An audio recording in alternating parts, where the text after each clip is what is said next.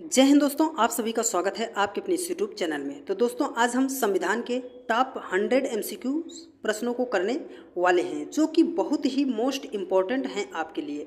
यदि आप किसी भी परीक्षा की तैयारी कर रहे हैं तो यहाँ से आपके क्वेश्चन 100% आपको आपके पेपर में देखने को मिलेगा। तो इसलिए आप वीडियो को पूरा देखिएगा, फ़ायदा आपको ज़रूर होगा।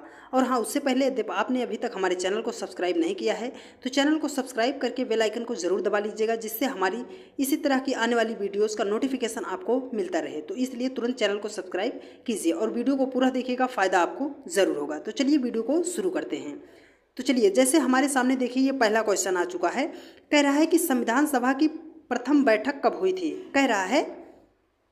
हमसे कह रहा है कि संविधान सभा की प्रथम बैठक कब हुई थी, है ना। संविधान सभा की प्रथम बैठक कब हुई थी, तो इसका जो राइट ऑप्शन है ऑप्शन ए, 9 दिसंबर 1946 ईस्वी को संविधान सभा की प्रथम बैठक हुई थी, जिसके क्या किया गया था, अस्थायी अध्यक्ष बनाया गया था डॉक्टर सच्चिदानंद सिन्हा को। अगर यहीं पर पूछता है आपसे कि संविधान सभा की दूसरी बैठक कब हुई थी, तो वो हुई थी 11 दिसंबर को। अगर यही आपसे पूछता है कि संविधान सभा की तीसरी बैठक कब हुई थी, तो वो हुई थी 13 दिसंबर 1946 ईस्वी को। इन सभी क्वेश्चनों को भी आप ध्यान में रखते हुए चलिएगा। चलिए नेक्स्ट क्वेश्चन पर चलते हैं। देखिए, अगला क्वेश्चन कह रहा है वही क्वेश्चन आ गया। कह रहा है कि संविधान सभा के अस्थायी अध्यक्ष के रूप में किसे नियुक्त किया गया था। तो अस्थायी अध्यक्ष बनाया गया था किसको, डॉक्टर सच्चिदानंद सिन्हा को, है ना। जिसकी बैठक कब हुई थी, 11 दिसंबर 1946 ईस्वी को हुई थी। प्रथम 9 दिसंबर 1946 ईस्वी को हुई थी, जिसमें क्या किया गया था, डॉक्टर सच्चिदानंद सिन्हा जी को क्या बनाया गया था, अस्थायी अध्यक्ष बनाया गया था। अगले क्वेश्चन पर चलते हैं। देखिए डियर, अगला क्वेश्चन हमसे कह रहा है, देखिए अगला क्वेश्चन कह रहा है कि प्रारूप समिति के अध्यक्ष कौन थे। तो प्रारूप समिति को हम क्या कहते हैं, ड्राफ्टिंग कमेटी कहते हैं। प्रारूप समिति के अध्यक्ष कौन थे, तो वो इसका करेक्ट ऑप्शन है option D, doctor Bhimrao Ambedkar ji क्या थे, प्रारूप समिति के अध्यक्ष थे। ठीक है, चलिए नेक्स्ट क्वेश्चन पर चलते हैं। आप वीडियो को ज़्यादा से ज़्यादा शेयर कीजिएगा, लाइक कीजिएगा, कमेंट कीजिएगा, और यदि आप चैनल पर नए हैं तो चैनल को सब्सक्राइब करना बिल्कुल भी मत भूलिएगा, क्योंकि इसी तरह की इंपॉर्टेंट वीडियोस आप लोगों के लिए हम लाते रहते हैं। अगला क्वेश्चन देखिए, कह रहा है कि संविधान सभा के अस्थायी अध्यक्ष किसे बनाया गया था। तो संविधान सभा का अस्थायी अध्यक्ष किसे बनाया गया था, वह बनाया गया था डॉक्टर राजेंद्र प्रसाद जी को। चलिए नेक्स्ट क्वेश्चन पर चलते हैं। सारे इंपॉर्टेंट क्वेश्चन है, इसलिए आप वीडियो को जरा सा भी स्किप मत कीजिएगा डियर। देखिए, कह रहा है कि संविधान सभा के अंतिम रूप से संविधान को कब पारित किया गया था। तो कब, एक शब्द यहाँ पे आप याद रखिएगा, नहीं लोग गलती कर जाते हैं। ये कह रहा है कि कब पारित किया गया था, तो पारित किया गया था 26 नवंबर 1949 ईस्वी को। इसका करेक्ट ऑप्शन है ऑप्शन डी, 26 नवंबर 1949 ईस्वी को संविधान सभा के अंतिम रूप को क्या किया गया था, पारित किया गया था। ठीक है, चलिए नेक्स्ट क्वेश्चन पर चलते हैं। देखिए अगला क्वेश्चन कह रहा है, भारतीय संविधान किस दिन पूर्णतः लागू हुआ था। यहाँ पर वो क्या कह रहा है कि भारतीय संविधान जो है पूर्णतः किस दिन लागू हुआ था। तो लागू कब हुआ था, 26 जनवरी 1950 ईस्वी को। इसका करेक्ट ऑप्शन है ऑप्शन डी, 26 जनवरी 1950 ईस्वी को भारतीय संविधान क्या हुआ था, लागू हुआ था। ठीक है, चलिए अगले क्वेश्चन पर हम चलते हैं। देखिए अगला क्वेश्चन है हमारे सामने। देखिए कह रहा है कि भारत गणतंत्र बना। तो भारत जो है गणतंत्र कब बना था, जिस दिन हमारा भारतीय संविधान लागू हुआ था उसी दिन ये बना था। ठीक है, कब बना था, 26 जनवरी 1950 ईस्वी को भारत क्या है, गणतंत्र बना था। ठीक है, अगले क्वेश्चन पर चलते हैं। देखिए अगला क्वेश्चन कह रहा है, भारतीय संविधान के किस भाग को उसकी आत्मा की संज्ञा दी गई है। तो भारतीय संविधान के किस भाग को आत्मा की संज्ञा दी गई है, वो दी गई है प्रस्तावना को। ठीक है, चलिए नेक्स्ट क्वेश्चन पर चलते हैं। देखिए अगला क्वेश्चन क्या कह रहा है, संविधान सभा ने राष्ट्रगान को कब स्वीकार किया था। तो संविधान सभा ने राष्ट्रगान को कब स्वीकार किया था, 24 जनवरी 1950 ईस्वी को संविधान सभा ने क्या किया था, राष्ट्रगान को स्वीकार किया था। इसको हम याद कैसे रख सकते हैं, 26 जनवरी को हमारा संविधान लागू हुआ था, उससे 2 दिन पहले क्या हुआ था, राष्ट्रगान को स्वीकार किया गया था। ठीक है, चलिए अगले क्वेश्चन पर हम चलते हैं। देखिए अगला क्वेश्चन कह रहा है कि भारतीय नागरिकों को प्राप्त मूल अधिकारों की संख्या कितनी है। तो भारतीय नागरिक जो है उनको मूल अधिकार जो दिए गए हैं वो कितने हैं। तो मूल अधिकारों की संख्या कितनी है, 6 है। प्रारंभ में कितनी थी, 7 थी, एक को हटा दिया गया है, जिसका नाम क्या था, संपत्ति का अधिकार। संपत्ति का अधिकार को क्या किया गया था, 44वें संविधान संशोधन 1978 के द्वारा क्या किया गया था, हटा दिया गया था। और जिसको कहाँ पर रखा गया था, 300 का में क्या कर दिया गया था, विधिक कानूनी रूप में उसको क्या कर दिया था, रख दिया गया था। तो ये एक्स्ट्रा जो क्वेश्चन बता रहे हैं इसको भी आप नोट करते रहिएगा, 100% आपके एग्जाम में क्वेश्चन पूछे जाते हैं। ठीक है, चलिए अगले क्वेश्चन पर देखिए। अगला क्वेश्चन वही क्वेश्चन आ गया, कह रहा है कि संपत्ति के अधिकार को किस संविधान संशोधन के द्वारा हटा दिया गया था। तो अभी हमने बताया आपको कि 44वां संविधान संशोधन द्वारा संपत्ति के अधिकार को क्या कर दिया गया था, संविधान से हटा दिया गया था। ठीक है, चलिए देखिए अगले क्वेश्चन पर चलते हैं। देखिए कह रहा है मूल अधिकारों का रक्षक किसे कहा जाता है। तो जो हमारे मूल अधिकार होते हैं उनकी रक्षा कौन करते हैं, सर्वोच्च न्यायालय, उच्च न्यायालय। तो कौन करते हैं, दोनों करते हैं। इसका जो करेक्ट ऑप्शन है ऑप्शन नंबर सी, सर्वोच्च न्यायालय उच्च न्यायालय दोनों करते हैं। ठीक है, अगला क्वेश्चन देखिए, अगले क्वेश्चन पर चलते हैं। देखिए अगला क्वेश्चन कह रहा है कि किस अनुच्छेद के द्वारा 6 से 14 वर्ष के तक के बच्चों के लिए शिक्षा का अधिकार मूल अधिकार माना गया है। तो जो मूल अधिकार माना गया है वो किस आर्टिकल में दिया गया है, अनुच्छेद 21A में बताया गया है कि 6 से 14 वर्ष के बच्चों को क्या किया जाएगा, शिक्षा का अधिकार है। ठीक है, चलिए अगले क्वेश्चन पर हम चलते हैं। देखिए अगला क्वेश्चन कह रहा है कि लोक कल्याणकारी राज्य की अवधारणा किसमें निहित है। तो लोक कल्याणकारी राज्य की स्थापना जो है किसमें निहित है, वो निहित होता है DPSP में। देखिए किसमें, राज्य के नीति निर्देशक तत्व, जिसको हम क्या कहते हैं, DPSP के नाम से भी जानते हैं। ठीक है, चलिए अगले क्वेश्चन पर हम चलते हैं। देखिए अगला क्वेश्चन जो कह रहा है हमारे सामने, वो कह रहा है कि संविधान, अगला क्वेश्चन कह रहा है संविधान का अनुच्छेद 40 को निर्देश देता है कि, है ना, राज्य को क्या निर्देश देता है, अनुच्छेद 40 जो होता है वो क्या कहता है, ग्राम पंचायतों का गठन करने के लिए। ठीक है, ग्राम पंचायतों का संगठन करने के लिए हमारा जो अनुच्छेद 40 है वो क्या करता है, आदेश देता है। ठीक है, अगला क्वेश्चन देखिए, अगला क्वेश्चन हमारे सामने आ चुका है। देखिए कह रहा है संविधान के मूल कर्तव्यों को शामिल करने की प्रेरणा किस देश के संविधान से ली गई है। तो जो संविधान की मूल कर्तव्य हैं वो किस देश के संविधान से लिए गए हैं, वो लिए गए हैं रसिया।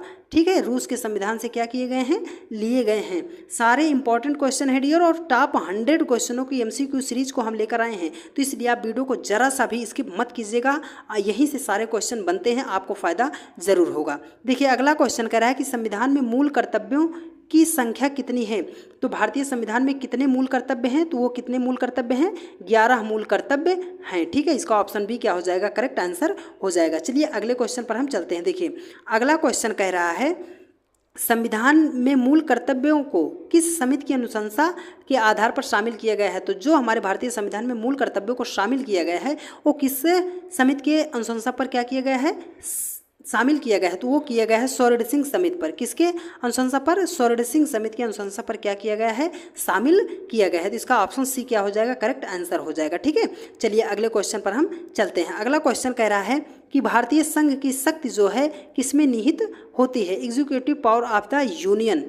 तो भारतीय संघ की शक्ति जो है किसमें निहित होती है, वो निहित होती है हमारे राष्ट्रपति में। ठीक है, चलिए अगले क्वेश्चन पर चलते हैं। देखिए सभी इंपॉर्टेंट क्वेश्चन है, इसलिए आप वीडियो को जरा सा भी स्किप मत कीजिएगा। देखिए कह रहा है कि राष्ट्रपति के निर्वाचन मंडल में शामिल हैं।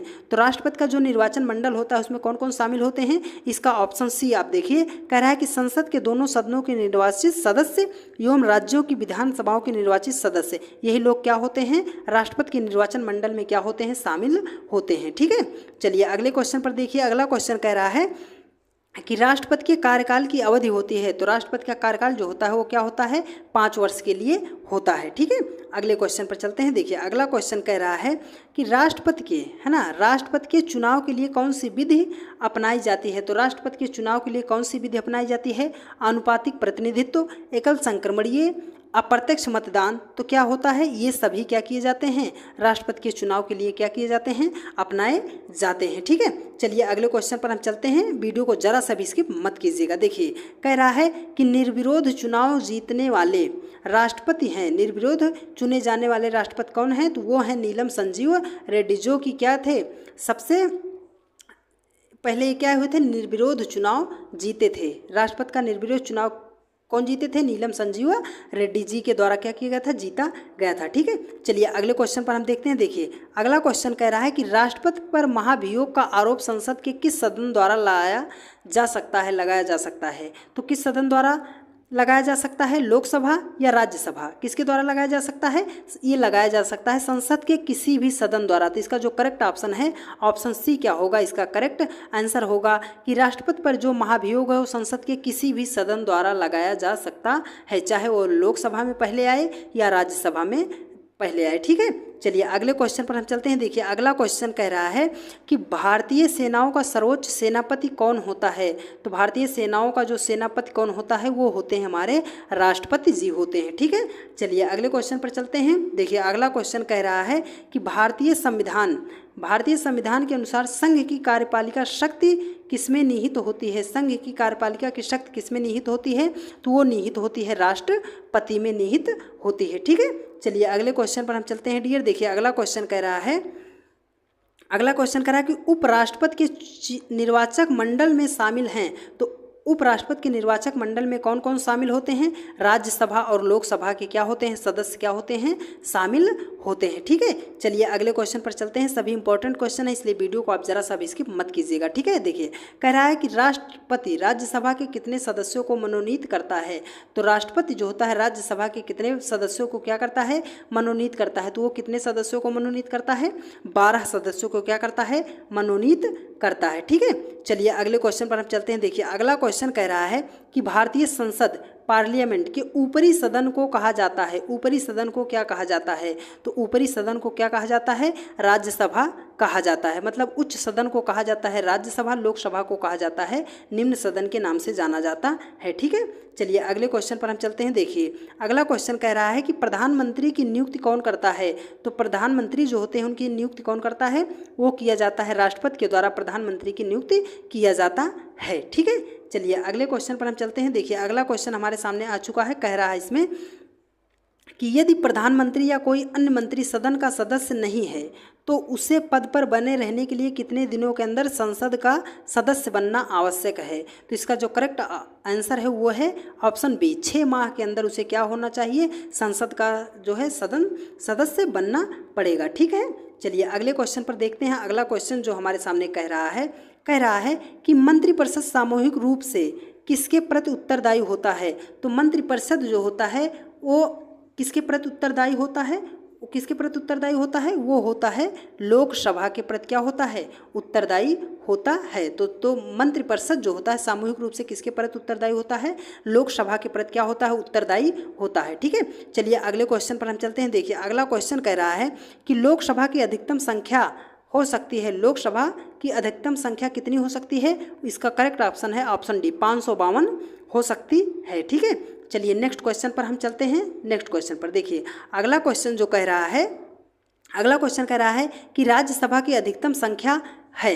तो लोकसभा की कितनी संख्या है, 552, लेकिन राज्यसभा की कितनी संख्या है, वो है 250। तो लोकसभा की 552 होती है और राज्यसभा की कितनी होती है, 250 होती है। ठीक है, चलिए अगले क्वेश्चन पर हम चलते हैं। देखिए अगला क्वेश्चन आ चुका है। देखिए कह रहा है कि किसी विधेयक को धन विधेयक मनी बिल जो होता है के रूप में कौन प्रमाणित करता है। यदि कोई धन विधेयक है तो वह धन विधेयक है, मतलब कोई विधेयक धन विधेयक है या नहीं है, इसका निर्धारण कौन करता है। तो इसका निर्धारण लोकसभा के द्वारा क्या किया जाता है, लोकसभा अध्यक्ष के द्वारा किया जाता है। ठीक है, चलिए अगले क्वेश्चन पर हम चलते हैं। देखिए अगला क्वेश्चन कह रहा है कि केंद्र सरकार का प्रथम विधि अधिकारी कौन होता है, मतलब फर्स्ट लॉ ऑफिसर कौन होता है। तो वो कौन होते हैं, हमारे महान्यायवादी होते हैं। तो केंद्र सरकार की प्रथम विधि अधिकारी कौन होते हैं, महान्यायवादी होते हैं। ठीक है, चलिए अगले क्वेश्चन पर हम चलते हैं। देखिए अगला क्वेश्चन कह रहा है कि संघ राज्य क्षेत्रों का प्रशासन कौन चलाता है।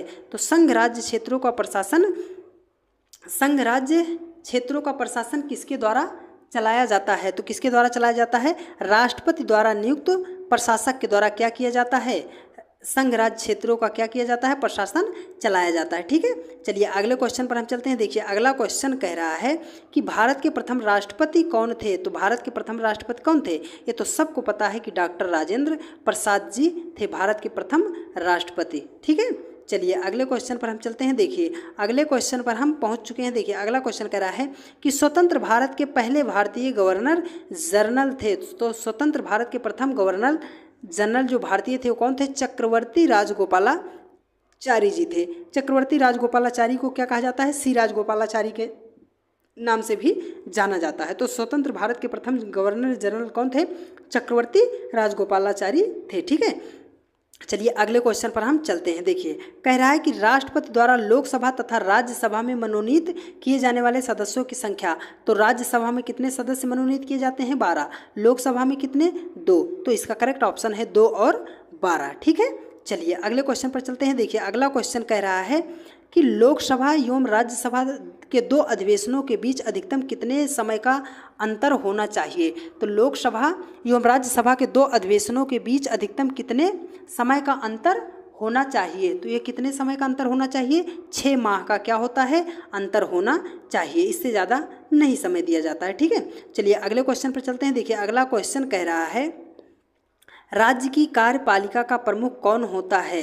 स्टेट्स एग्जीक्यूटिव हेड कौन होता है। राज्य की कार्यपालिका का प्रमुख कौन होता है, तो कौन होते हैं, राज्यपाल होते हैं। ठीक है, चलिए रा से राज्य और इसी में आप जोड़ दीजिएगा पाल, तो राज्य की कार्यपालिका का जो प्रमुख होता है वो होते हैं राज्यपाल होते हैं। ठीक है, चलिए अगले क्वेश्चन पर हम चलते हैं। देखिए अगला क्वेश्चन कह रहा है कि संविधान के अनुसार विधानसभा के सदस्यों की अधिकतम संख्या होती है। तो संविधान के अनुसार जो विधानसभा के सदस्य होते हैं उनकी संख्या अधिकतम कितनी होती है, उनकी अधिकतम संख्या क्या होती है, 500 होती है। ठीक है, चलिए नेक्स्ट क्वेश्चन पर हम चलते हैं। देखिए डियर कह रहा है कि वर्तमान में भारत के कुल कितने राज्यों में विधान परिषद विद्यमान हैं। तो कितने विद्यमान हैं, देखिए कितने राज्यों में हैं, तो ऑप्शन डी 6 राज्यों में क्या है, विधान परिषद क्या है, विद्यमान हैं। ठीक है, चलिए अगले क्वेश्चन पर हम चलते हैं। देखिए अगला क्वेश्चन जो आ रहा है वो कह रहा है कि राज्य का मंत्रिमंडल सामूहिक रूप से किसके प्रति उत्तरदायी होता है। तो राज्य का जो मंत्रिमंडल होता है सामूहिक रूप से किसके प्रति उत्तरदायी होता है, तो वो होता है विधानसभा के प्रति क्या होता है, उत्तरदायी होता है। ठीक है, चलिए नेक्स्ट क्वेश्चन पर चलते हैं। सारे इंपॉर्टेंट क्वेश्चन है डियर, इसलिए आप वीडियो को जरा सा भी स्किप करने का प्रयास मत कीजिएगा। आप यदि वीडियो को पूरा देखते हैं तो आपको फ़ायदा ज़रूर होगा। देखिए कह रहा है कि विधानसभा का वर्ष में कम से कम कितने अधिवेशन होने अनिवार्य हैं। तो कितने अधिवेशन होने अनिवार्य होते हैं, वो कितने होते हैं, ऑप्शन ए 2। हर एक साल में कितने अधिवेशन होने चाहिए, 2 अधिवेशन होने क्या होते हैं, अनिवार्य होते हैं विधानसभा के। ठीक है, चलिए नेक्स्ट क्वेश्चन पर चलते हैं। देखिए अगला क्वेश्चन कह रहा है कि किस राज्य में विधानसभा सदस्यों की संख्या सर्वाधिक है। तो किस राज्य में विधानसभा सदस्यों की संख्या सर्वाधिक है, तो इसका करेक्ट ऑप्शन है ऑप्शन बी, उत्तर प्रदेश में विधानसभा सदस्यों की संख्या क्या है, सबसे अधिकतम है। अगले क्वेश्चन पर चलते हैं। देखिए अगला क्वेश्चन कह रहा है कि जम्मू कश्मीर, देखिए जम्मू कश्मीर राज्य को किस अनुच्छेद के अंतर्गत विशेष राज्य का दर्जा प्राप्त है नहीं डियर, था। ठीक है, किस राज्य के द्वारा था, तो आप सभी को पता है कि अनुच्छेद 370 मतलब आर्टिकल 370 के तहत जम्मू कश्मीर को विशेष राज्य का दर्जा प्राप्त किया गया था, जो कि अब क्या किया गया है, उसको हटा दिया गया है। ठीक है, देखिए अगले क्वेश्चन पर हम चलते हैं। देखिए अगला क्वेश्चन कह रहा है कि भारत का नियंत्रक एवं महालेखा परीक्षक किसके द्वारा नियुक्त किया जाता है। तो भारत का नियंत्रक और महालेखा परीक्षक जो होता है वो किसके द्वारा, राष्ट्रपति के द्वारा क्या किया जाता है, नियुक्त किया जाता है। ठीक है, चलिए अगले क्वेश्चन पर हम चलते हैं। देखिए अगला क्वेश्चन और 50वें नंबर क्वेश्चन पर हम क्या कर चुके हैं, पहुंच चुके हैं। भारत का उच्चतम न्यायालय कहाँ अवस्थित है। तो भारत का उच्चतम न्यायालय जो है कहाँ स्थित है, वो स्थित है नई दिल्ली में। तो भारत का उच्चतम न्यायालय जो है कहाँ स्थित है, हाई कोर्ट ऑफ इंडिया कहाँ स्थित है, नई दिल्ली में स्थित है। तो इसका करेक्ट ऑप्शन है ऑप्शन ए, नई दिल्ली। ठीक है, चलिए हाँ 50 क्वेश्चन पर पहुंच चुके हैं डियर। आपको एक बात बता दें कि यदि आप अभी तक आपने हमारे चैनल को सब्सक्राइब नहीं किया है तो चैनल को सब्सक्राइब कीजिए, क्योंकि इसी तरह की इंपॉर्टेंट वीडियोस आप लोगों को मिलती रहती हैं। तो आप तुरंत चैनल को सब्सक्राइब कीजिए और ज़्यादा से ज़्यादा जितना हो सके आप वीडियो को शेयर ज़रूर कीजिएगा। ठीक है दोस्त, चलिए अब चलते हैं नेक्स्ट क्वेश्चन पर। देखिए अगला क्वेश्चन कह रहा है, अगला क्वेश्चन हमारे सामने आ चुका है, कह रहा है कि भारत के सर्वोच्च न्यायालय में न्यायाधीशों की कुल संख्या कितनी होती है। तो इसका जो करेक्ट ऑप्शन है ऑप्शन सी, कितने न्यायाधीश होते हैं, 34 न्यायाधीश होते हैं। ठीक है, इससे जुड़ी कुछ इंपॉर्टेंट बात है, उसको भी हम क्या करते हैं, देख लेते हैं। एक मुख्य न्यायाधीश होते हैं, ठीक है, एक मुख्य न्यायाधीश होते हैं, 34 न्यायाधीश होते हैं। ठीक है, इसका वर्णन जो किया गया है आर्टिकल 124 में क्या किया गया है, ठीक है। चलिए नेक्स्ट क्वेश्चन पर चलते हैं, इसको भी आप ध्यान में रखते हुए चलिएगा। ठीक है, देखिए अगला क्वेश्चन जो हमारे सामने आया है क्या कह रहा है कि सर्वोच्च न्यायालय के मुख्य न्यायाधीशों की नियुक्ति कौन करता है। तो सर्वोच्च न्यायालय के जो मुख्य न्यायाधीश होते हैं उनकी नियुक्ति जो है किसके द्वारा किया जाता है, उनकी नियुक्ति जो है राष्ट्रपति के द्वारा क्या किया जाता है, तो इसका करेक्ट ऑप्शन है ऑप्शन बी, राष्ट्रपति के द्वारा किया जाता है। ठीक है, चलिए अगले क्वेश्चन पर हम चलते हैं। देखिए उच्चतम न्यायालय के कह रहा है, उच्चतम न्यायालय के न्यायाधीशों का कार्यकाल है। तो उच्चतम न्यायालय के जो कार्यकाल होता है न्यायाधीशों का वो कितना होता है, 65 वर्ष की आयु पूरी होने तक होता है। ठीक है। कार्यकाल जो होता है 65 वर्ष की आयु जब तक उनकी पूरी नहीं होगी तब तक उनका कार्यकाल चलता रहता है। तो इसका करेक्ट ऑप्शन है ऑप्शन डी, 65 वर्ष की आयु पूरी होने तक। ठीक है। तो देखिए अगले क्वेश्चन पर हम चलते हैं। देखिए अगला क्वेश्चन कह रहा है कि सर्वोच्च न्यायालय के प्रथम मुख्य न्यायाधीश हैं। ठीक है। तो सर्वोच्च न्यायालय के प्रथम मुख्य न्यायाधीश कौन थे? तो वो थे हीरालाल जे कानिया। तो हीरालाल जे कानिया इसका क्या हो जाएगा? करेक्ट आंसर हो जाएगा। ठीक है। चलिए अगले क्वेश्चन पर हम चलते हैं डियर फ्रेंड्स। देखिए अगला क्वेश्चन कह रहा है कि वर्तमान में भारत में उच्च न्यायालयों की संख्या कितनी है? तो वर्तमान में भारत में उच्च न्यायालयों की संख्या जो है कितनी है? वो कितनी है? 21 है। भारत में उच्च न्यायालयों की संख्या कितनी है? वो है 21 उच्च न्यायालय भारत में वर्तमान समय में हैं। ठीक है। चलिए अगले क्वेश्चन पर हम चलते हैं। देखिए अगला क्वेश्चन कह रहा है कि उच्च न्यायालय के मुख्य न्यायाधीश की नियुक्ति कौन करता है? तो उच्च न्यायालय के मुख्य न्यायाधीश की नियुक्ति किसके द्वारा की जाती है? वो की जाती है राष्ट्रपति के द्वारा की जाती है। ठीक है। चलिए अगले क्वेश्चन पर हम चलते हैं। देखिए अगला क्वेश्चन कह रहा है उच्च न्यायालय के न्यायाधीशों के कार्यकाल की सीमा है। तो उच्च न्यायालय के जो न्यायाधीश होते हैं उनके कार्यकाल की सीमा क्या होती है? इसका करेक्ट ऑप्शन है ऑप्शन सी, अपनी उम्र के 62 वर्ष पूरा होने तक वो क्या करते हैं? कार्यकाल उनका रहता है। ठीक है। अगले क्वेश्चन पर चलते हैं। देखिए अगला क्वेश्चन जो कह रहा है, अगला क्वेश्चन कह रहा है कि किस उच्च न्यायालय की अधिकारिता सर्वाधिक क्षेत्रों पर है? तो कह रहा है किस उच्च न्यायालय की अधिकारिता जो है सर्वाधिक क्षेत्रों पर है। तो इसका करेक्ट ऑप्शन है ऑप्शन सी, गुवाहाटी। ठीक है। इसकी जो है उच्च न्यायालय की अधिकारिता जो है सर्वाधिक क्षेत्रों पर है। ठीक है। चलिए अगले क्वेश्चन पर हम चलते हैं। देखिए अगला क्वेश्चन कह रहा है कि किस उच्च न्यायालय में सर्वाधिक संख्या में न्यायाधीश कार्यरत हैं? अर्थात सबसे ज़्यादा न्यायाधीश जो हैं किस उच्च न्यायालय में कार्यरत हैं? तो इसका करेक्ट ऑप्शन है option B, Allahabad high court में। ठीक है। चलिए अगले क्वेश्चन पर हम चलते हैं। देखिए और अगला क्वेश्चन जो हमारे सामने आ चुका है जिसमें क्या कहा जा रहा है कि संविधान के किस अनुच्छेद के द्वारा राष्ट्रपति को सर्वोच्च न्यायालय से परामर्श मांगने का अधिकार प्राप्त है? तो आ गया भैया आपका 143 है ना, आई लव यू। यहीं से आप एक चीज़ याद कर लो कि क्या कर सकता है? राष्ट्रपति जो है सर्वोच्च न्यायालय से परामर्श मांग सकता है। वो क्या है? 143 आई लव यू बोलते हो ना, इसको भी आप याद कर लीजिएगा, है ना।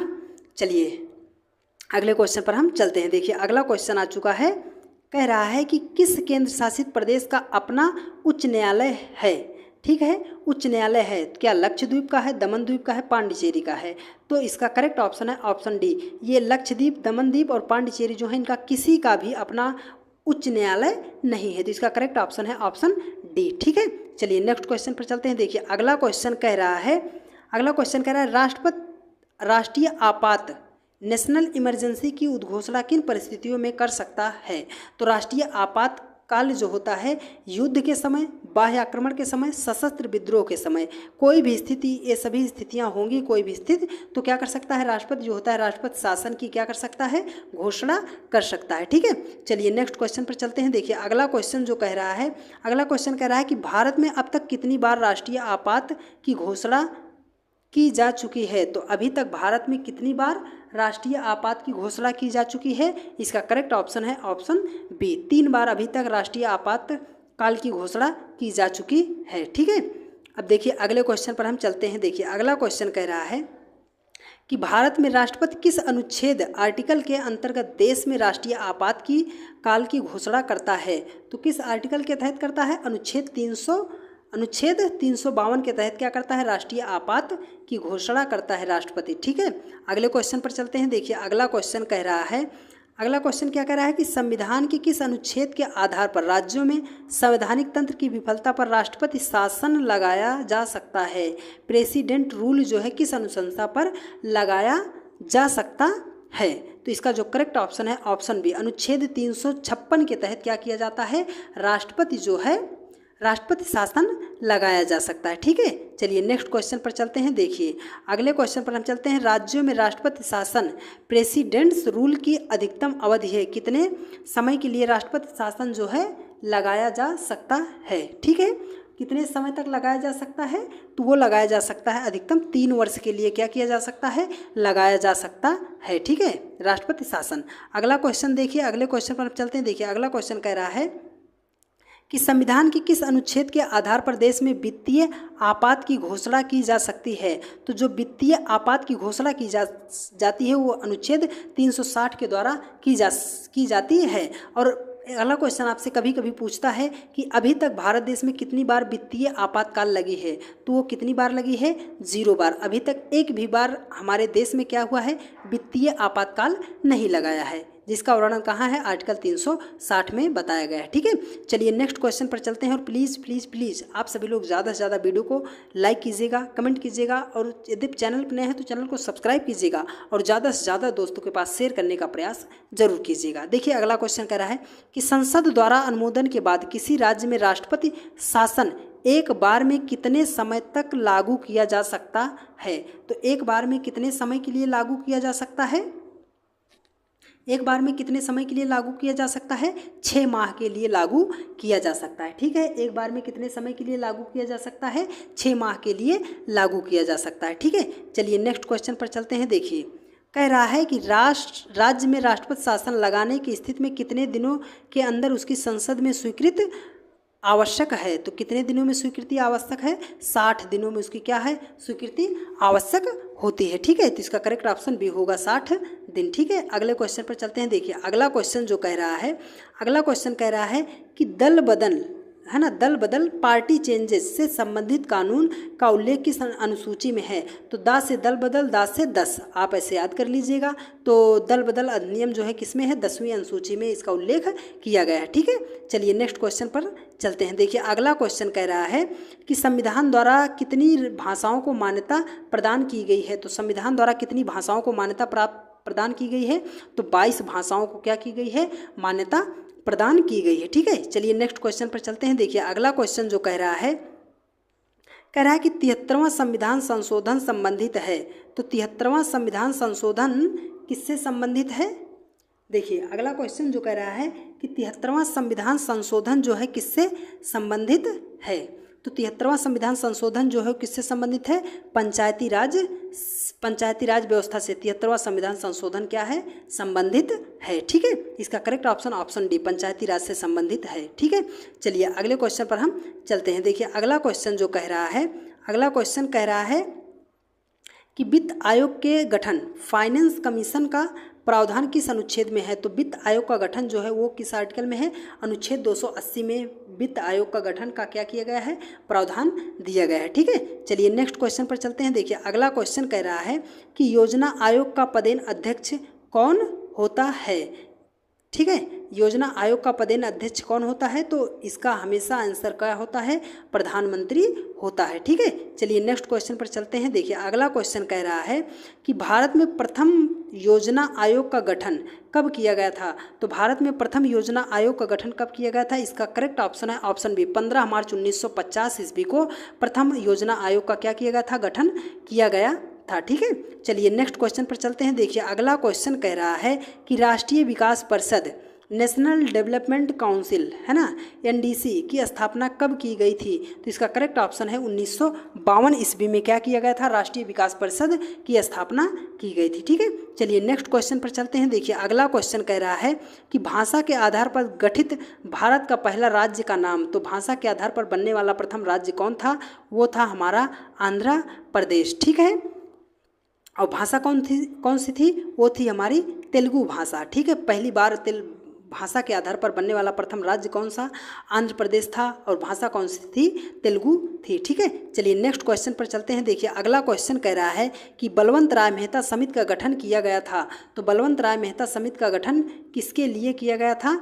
वो किया गया था पंचायती राज व्यवस्था के लिए बलवंत राय मेहता समिति का क्या किया गया था? गठन किया गया था। ठीक है, अगले क्वेश्चन पर चलते हैं। देखिए अगला क्वेश्चन कह रहा है कि भारत में सर्वप्रथम 2 अक्टूबर 1959 को पंचायती राज व्यवस्था का शुभारंभ किया गया। यह कहाँ से शुरू किया गया था? तो 15 अगस्त मतलब 2 अक्टूबर 1959 ईस्वी को पंचायती राज व्यवस्था का जो शुभारंभ किया गया था वह कहाँ से किया गया था? वह किया गया था नागौर जिला राजस्थान से किया गया था। तो इसका करेक्ट आंसर है ऑप्शन ए, नागौर राजस्थान से। ठीक है, चलिए नेक्स्ट क्वेश्चन पर चलते हैं। देखिए अगला क्वेश्चन कह रहा है कि स्वतंत्र भारत में प्रथम निर्वाचन आयुक्त कौन थे? तो स्वतंत्र भारत में प्रथम निर्वाचन आयुक्त कौन थे?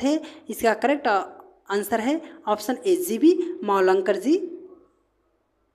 सॉरी डियर, इसका जो करेक्ट ऑप्शन है वो कौन था? देखिए अभी हम बता रहे हैं इसको। ठीक है, इसका करेक्ट ऑप्शन है सुकुमार सेन जी। ठीक है,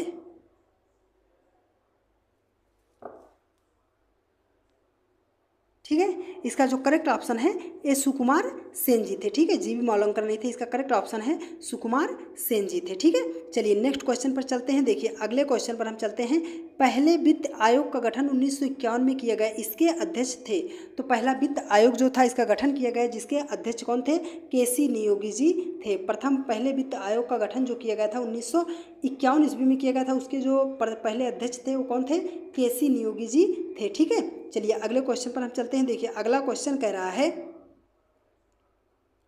पंचायतों के चुनाव हेतु निर्णय लेने का अधिकार किसे प्राप्त है? तो पंचायतों के चुनाव हेतु निर्णय लेने का जो अधिकार प्राप्त है, अब भाई बात चुनाव की कर रहा है तो वो तो चुनाव आयोग के ही पास होगा ना, तो इसका करेक्ट आंसर है चुनाव आयोग के द्वारा। ठीक है, चलिए अगले क्वेश्चन पर हम चलते हैं। देखिए अगले क्वेश्चन पर हम पहुंच चुके हैं। सहकारिता आयोग का संबंध है, तो सहकारिता आयोग का जो संबंध होता है वो किससे होता है?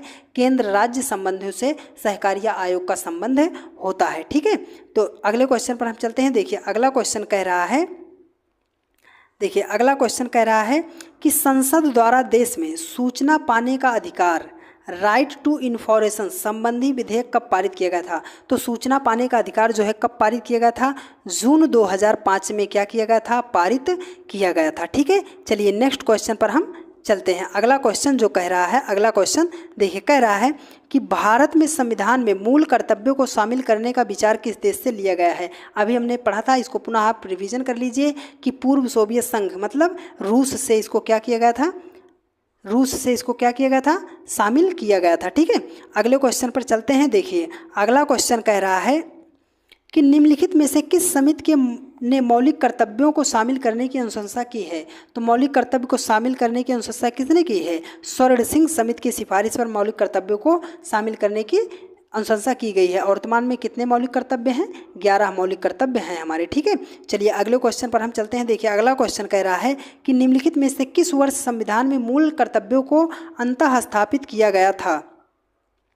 तो किस वर्ष अंतः स्थापित मौलिक कर्तव्यों को किस वर्ष अंतः स्थापित किया गया था? तो इसको किया गया था 1976 ईस्वी में। क्या किया गया था? मूल कर्तव्यों को अंतः स्थापित किया गया था 1976 को। ठीक है, मूल कर्तव्यों को जोड़ा गया था 42वां संविधान संशोधन 1976 के द्वारा क्या किया गया था? जोड़ा गया था। ठीक है, तो चलिए अगले क्वेश्चन पर हम चलते हैं। देखिए अगला क्वेश्चन कह रहा है कि मौलिक कर्तव्यों को निर्धारित किया गया था किस संविधान संशोधन द्वारा किया गया था? तो अभी हमने बताया 42वां संविधान संशोधन 1976 के द्वारा इसको क्या किया गया था? जोड़ा गया था। ठीक है, चलिए अगले क्वेश्चन पर हम चलते हैं। देखिए अगला क्वेश्चन कह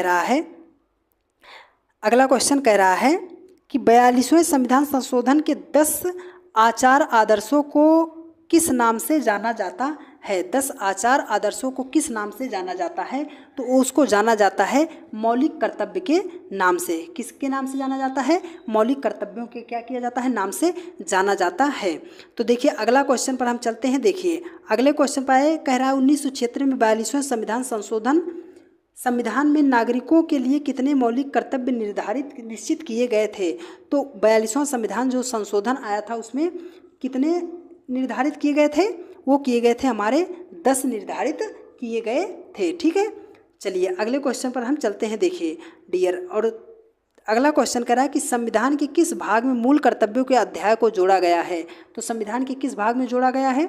भाग 4 के का में जोड़ा गया है। ठीक है, चलिए अगले क्वेश्चन पर हम चलते हैं। देखिए अगला क्वेश्चन कह रहा है कि भारतीय संविधान में मौलिक कर्तव्यों की सूची निम्नलिखित में से किस भाग के रूप में जोड़ी गई थी? तो किस भाग के रूप में जोड़ी गई थी? वो किस भाग में जोड़ी गई थी? 4 में। किस में जोड़ी गई थी? 4 में जोड़ी गई थी। ठीक है, अगला क्वेश्चन देखिए कह रहा है, देखिए अगला क्वेश्चन, हाँ चलिए अगला क्वेश्चन जो कह रहा है वो कह रहा है कि भारत के संविधान के किस अनुच्छेद में मौलिक कर्तव्य की चर्चा की गई है? तो वह आर्टिकल कौन सा है? तो इसका करेक्ट ऑप्शन है 51A, है ना। 51A में क्या किया गया है? मौलिक कर्तव्यों का वर्णन किया गया है। ठीक है, अगले क्वेश्चन पर चलते हैं डियर, और हम लगभग अपने 100वें क्वेश्चन पर पहुंच चुके हैं लगभग। देखिए भारतीय संविधान के भाग 4A अनुच्छेद 514 में कितने मौलिक कर्तव्य निर्धारित किए गए हैं? तो अब वर्तमान में कितने मौलिक कर्तव्य निर्धारित किए गए हैं? जो कि हैं कितना? 11 मौलिक कर्तव्य हैं। ठीक है, चलिए, तो इसका करेक्ट ऑप्शन है ऑप्शन ए 11 मौलिक कर्तव्य हैं। अगले क्वेश्चन पर हम चलते हैं। देखिए, अगला क्वेश्चन कह रहा है कि संसद के दोनों सदनों के संयुक्त अधिवेशन को कौन बुलाता है? तो बुलाते कौन हैं? राष्ट्रपति जी क्या करते हैं? बुलाते हैं, लेकिन इसकी अध्यक्षता जो की जाती है वो लोकसभा अध्यक्ष के द्वारा की जाती है। तो बुलाएगा कौन? राष्ट्रपति, लेकिन अध्यक्षता जो करते हैं वो कौन करते हैं? लोकसभा अध्यक्ष के द्वारा की जाती है। ठीक है, देखिए अगला क्वेश्चन कह रहा है कि प्रथम लोकसभा स्पीकर कौन थे? तो इसका करेक्ट ऑप्शन है ऑप्शन ए जीवी मावलंकर जी थे। वो क्या थे? प्रथम लोकसभा स्पीकर थे। ठीक है, अगले क्वेश्चन पर चलते हैं। देखिए, अगला क्वेश्चन जो है, अगला क्वेश्चन कह रहा है कि स्वतंत्र भारत के प्रथम लोकसभा अध्यक्ष कौन थे? तो इसका भी करेक्ट ऑप्शन है ऑप्शन सी जीवी मावलंकर जी। तो चाहे लोकसभा स्पीकर कहे या लोकसभा अध्यक्ष कहे, तो इसका दोनों का करेक्ट ऑप्शन क्या है? जीवी मावलंकर जी हैं। ठीक है, चलिए अगले क्वेश्चन पर हम चलते हैं। देखिए, अगला क्वेश्चन कह रहा है कि भारत के किस राष्ट्रपति ने पूर्व में लोकसभा अध्यक्ष का पद भी संभाला था? तो क्या कह रहा है कि भारत के किस राष्ट्रपति ने पूर्व में लोकसभा अध्यक्ष का पद भी संभाला था? तो कौन से वो थे? वो थे हमारे नीलम संजीव रेड्डी जी थे, जिन्होंने क्या किया था? लोकसभा अध्यक्ष का पदभार भी क्या किया था? संभाला था। चलिए अब चलते हैं नेक्स्ट क्वेश्चन पर। देखिए, कह रहा है कि प्रथम स्पीकर जिसके खिलाफ लोकसभा में अविश्वास प्रस्ताव लाया गया था कौन थे? तो अविश्वास प्रस्ताव किसके ऊपर लाया गया था? किसके ऊपर लाया गया था? तो वो लाया गया था जीवी मावलंकर जी के ऊपर। क्या किया गया था? लाया गया था। ठीक है, चलिए आज के हम अपने 100वें क्वेश्चन पर चलते हैं और अंतिम क्वेश्चन पर चलते हैं, इसको भी हम देख लेते हैं। अगला क्वेश्चन कह रहा है कि निम्नलिखित में से कौन लोकसभा के अध्यक्ष के पद पर 2 अवधियों के लिए निर्वाचित नहीं हुए हैं? तो इसका जो करेक्ट ऑप्शन है बलिराम भगत। तो बलिराम भगत जो है ये 2 अवधियों के लिए निर्वाचित नहीं हुए थे। तो दोस्तों आज के रहे ये टॉप 100 MCQ संविधान के। वीडियो आपको कैसी लगी है आप कमेंट करके ज़रूर बताना। यदि आप चैनल पर नए हैं तो चैनल को सब्सक्राइब ज़रूर कर लेना हमारी इसी तरह की वीडियोज़ को देखने के लिए, और ज़्यादा से ज़्यादा लोगों के पास शेयर कीजिएगा, क्योंकि आपके एक शेयर से हमें मोटिवेशन मिलता है आगे की वीडियो बनाने के लिए। तो इसलिए आप वीडियो को लाइक कीजिएगा, कमेंट कीजिएगा। जब आप चैनल पर नए हैं तो चैनल को सब्सक्राइब करना बिल्कुल मत भूलिएगा। इसी तरह की वीडियो आपको मिलती रहेगी। अब मिलते हैं आप लोगों से नेक्स्ट वीडियो में। तब तक के लिए जय हिंद, जय भारत, वंदे मातरम। खुश रहिए, मस्त रहिए, वीडियो को ज़्यादा से ज़्यादा शेयर करते रहिएगा। धन्यवाद।